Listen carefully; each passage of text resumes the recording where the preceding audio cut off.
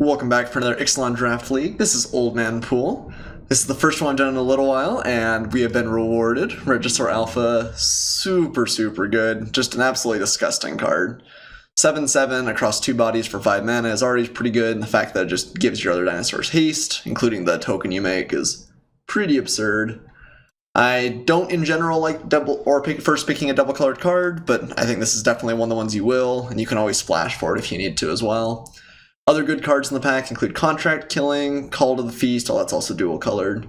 One with the Wind, Vampire Zeal, but Register Alpha is just too sweet to pass up, right? I think so. Alright, well, we have an interesting choice here. I think the correct pick is Pirate's Cutlass, and even though it's not the best in dinosaurs, I'm not sure we'll end up being red-green, and if we end up being any sort of the aggressive color combinations, Pirate's Cutlass is just great. We could also take another double-colored card in Shapers of Nature and just try and shift into like a bigger, probably blue-green base, but like splashing for Register Alpha and using Treasure to do so. And Shapers of Nature is super powerful too. I think it's really between those two cards. Tianali's Knight's good, Whiptail's good, but not as exciting. I don't know. I played a lot of Pirate's Cutlasses. It's a really good card, but kind of a boring one. Both these cards do represent mana sinks late in the game, which are powerful. I think I'm going to take Shapers. That might be like incredibly greedy, but I'm feeling greedy today. Hopefully you guys are in for some sort of kind of brew here. Well, I said that, and now I am immediately offered or asked to back it up. We could go really deep and play Thematic Compass. I don't think this card is great. It is kind of interesting, though. It does pretty effectively turn late games into a really tough position for your opponent, and they just can't use combat tricks real effectively. You just kind of can negate any combat that seems like it's going to go poorly for you. That having been said, we could just take something a little bit more passive. Ixalan's Diviner is probably good if we're going in kind of a wonky deck. We could also take Water Trap Weaver, which is quite good in Merfolk, or Jade Guardian. I think I like the Weaver a little bit better than Jade Guardian, even with the synergies. I think I'm going to take that. I think it's the highest powered card here. I think I do like that. I keep telling myself I have to play like a Merfolk deck at some point too, even though we're maybe forcing it a little bit much, especially with the Register Alpha as our first pick. So you take Herald of Secret Streams. It's pretty powerful if you manage to get a couple +1/+1 counters. You really do want some like River Herald's boons and the like. Water Trap Weaver might just be a better card in general. But I don't know, we're going nuts. I'm feeling nuts here. I'm going to take the Herald here. Stroke and Archer also super solid. Well, we got New Horizons, which is good for the splashy strategy, less good for the Merfolk strategy. We haven't seen any of the 2-drop Merfolk, which we're really excited about. Could just take Tishana's Wayfinder. It's probably likely to make the deck either way, kind of no matter which direction we go. Horizons, like I said, help splash the Register Alpha, but other than that, I'm not real impressed with that card most of the time. Yeah, I'll take the Wayfinder. Okay, still waiting for some of these card images to load. I'm fairly confident that wasn't the Colossal Dreadmaw. Okay. That's probably the pickup here. Some decent late white cards. Legion's Conquistadors, I've been very begrudgingly moving slowly up in my standings, and I think it is playable in Vampires. Shining Aerosaur are also pretty solid, but I don't hate Dreadmaw. This is maybe not where you're like dying to be in the format, is some like bigger cards, but these are pretty solid payoffs still. Okay, well, blue, green feel like they're drying up. Couple of pretty solid white cards here. Don't like Vampire or Vicious Conquistador unless you're very aggressive. Guess we can take the Crushing Canopy for the sideboard. I feel like we're gonna get more of those though. Okay, a Dive Down this late is pretty solid. That is a pretty good pickup. Glacial Fortress also fine. Okay. Wow, it's a late Vampire Zeal too. I guess we'll take Sailor of Means. I'm not sure if Merfolk's really going to come together for us, but this does help us set up our Regisaur Alpha. Yeah, Vampire Zeal that late is kind of ridiculous, though. When I said that this sort of blue-green monstrosity we're starting to put together isn't exactly like the most powerful deck in the format, I think the best decks are the ones that are running multiple Vampire Zeals and just run over your opponent. Yeah, take a Crushing Canopy. I guess I'll be really set for that sideboard option. Oh wow, Jade Guardian came around. That's actually a really good sign for us. It's possible there just weren't a ton of Merfolk in these packs. There was something else for the deck in there. I think that there was another Water Trap Weaver, or is that the next pack? I probably should remember that a little bit better. Oh wow, Archer came back really late too? Maybe we are in the right colors, maybe just some dry packs there. I don't think I ever want Deep-Root Waters, but do I want it more often than Shorekeeper? Probably not. Alright. I know some people are really high on Deep-Root Waters, but it's very, very slow. And even in this maybe sort of slowish deck, even if you play it on turn 3 and then activate like 3 times, like that's kind of the we did it opportunity, and it's not even that absurd in that case. Okay. Revel in Riches. Someday we're going to have to try that too. We're definitely into the more like zany half of the format, I think. Or you can afford to do some kind of crazier, sillier things, and other people are also doing some crazier, sillier things. But I think we're actually going to like try and draft true blue Merfolk. I have played one blue-green deck in the past, and it wasn't really a traditional Merfolk. So I'm going to take the Shaper's Apprentice here. I do like Run Aground fine. Daggerteeth, eh. There's a bunch of other better cards in other colors here, but I'll take the Apprentice. Happy to pick up our first 2-drop. Ideally, you'd have a few more than that by now, but okay. Ooh. So I think Jade Guardian is really only super exciting if you do get one with the wins. I think I'm going to take the Deep-Root Warrior. I think I need more 2-drops in general. Raging Swordtooth, if we'd end up in red-green, super great. So it's Ranging Raptors, but I think we're going to try and make the Merfolk thing work here. Would love to find a couple more, like a River Herald's Boon would be fantastic, or just some things that put counters around to really let this Herald go off. Wow. I think we do take the one with the wind over Tremendous Speaker. Maybe it's possible no one else is in Merfolk. We did see a really late Jade Guardian.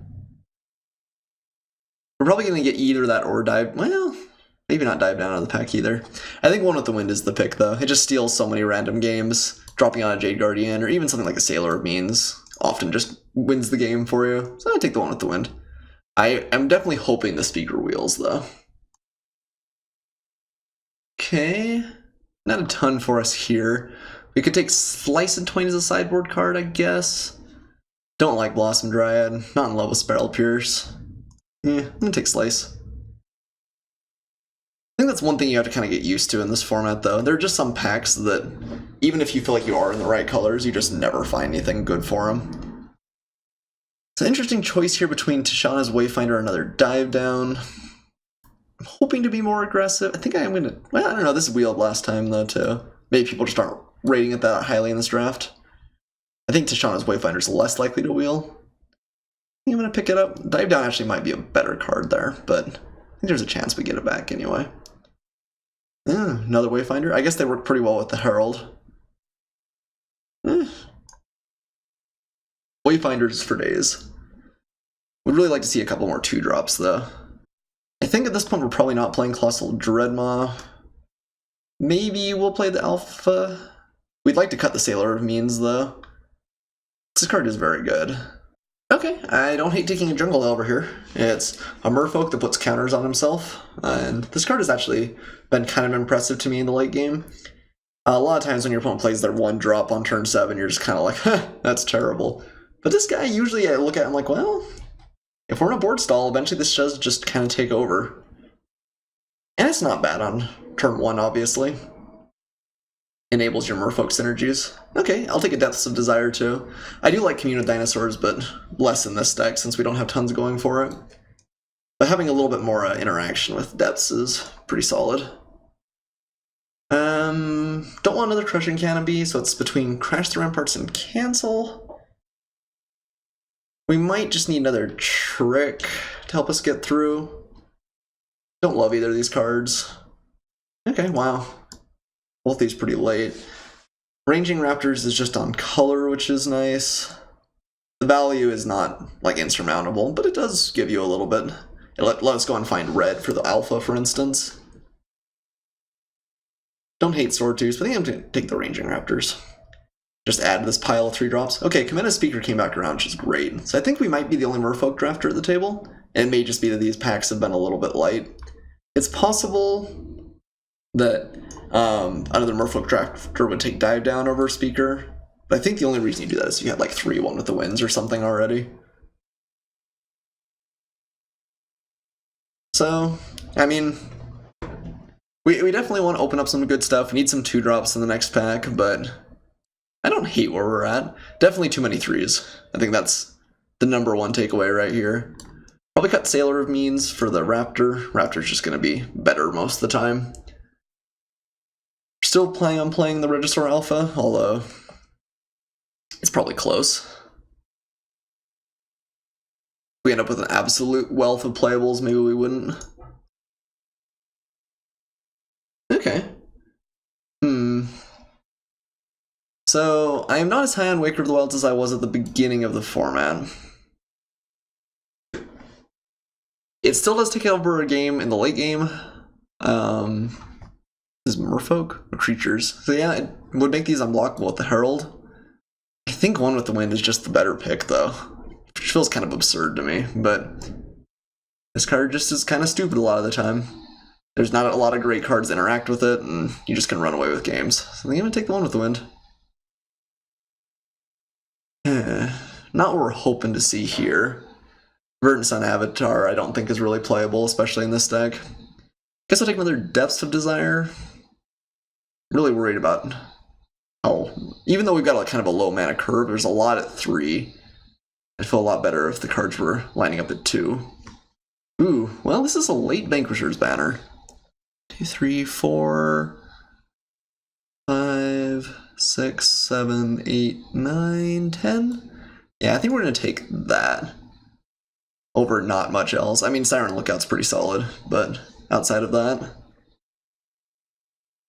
yeah, I think I'm going to take the Vanquisher's Banner. There's some really, really solid, like red and black in this pack, but if we get a couple more Merfolk, ooh, yeah. Well, it's another 3-drop. Wonder if Perilous Voyage is just better because it's 2. It can't be, right? Shapers of Nature is just really good. Could risk it coming around. Perilous Voyage definitely won't. No, I think I want... No one took Commander's Speaker. That'd be really risky. I don't know, maybe Perilous Voyage is just okay anyway. We do want more interaction for sure. It's possible the Natures comes. This is so scary. How many cards are there left in the pack? It would have to be one of the last 4 cards. That's not getting picked, not getting picked. Nah, I don't think we can risk it. Okay, another Dive Down, another Depths of Desire. Yeah, I don't think I really need the 3rd. Let's take Chart a Course. Pretty solid. Not great with as few early drops as we have, but it is another 2-cost card. We have 2-1 with the Winds, though. Dive Down is probably better. Okay, Run Aground. Perfectly fine. Not, like, exciting, but perfectly fine. I guess Storm Sculptor. Let's see. Yeah, Deeper Waters doesn't work with Vanquisher's Banner. Yeah, we just have way too many 3s. Yeah, I don't know.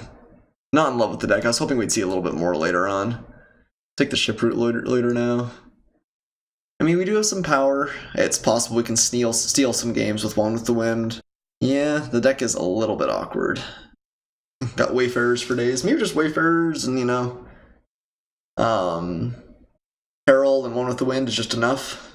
So take Cancel here, sideboard option. I think I want to cut the Ranging Raptors and the Alpha, actually. Man, that feels maybe not correct, but we have to cut 3s. I think the Rangers is probably one of our worst. Probably cut a couple of Wayfinders. Yeah, we're just really light on early drops. Yeah, Yeah, shiny island above all else, right? We know what we're about over here at Old Man Poole. Now the Wayfinders definitely came around. I wonder if I should have taken the 2-4 there, or 2-5 there. I probably should have. Wayfinder's a better card, but the 2-5 is like going to be a good sideboard card in some cases.